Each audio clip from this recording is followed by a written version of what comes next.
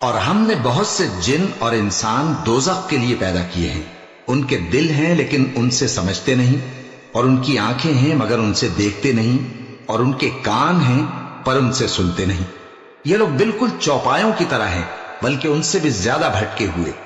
یہی وہ ہیں جو غفلت میں پڑے ہوئے ہیں، اور اللہ کے سب نام اچھے ہی اچھے ہیں، تو اس کو انہی ناموں سے پکارا کرو، اور جو لوگ اس کے ناموں میں کجی اختیار کرتے ہیں ان کو چھوڑ دو، وہ جو کچھ کر رہے ہیں ان قریب اس کی سزا پائیں گے۔ اور ہماری مخلوقات میں سے وہ لوگ بھی ہیں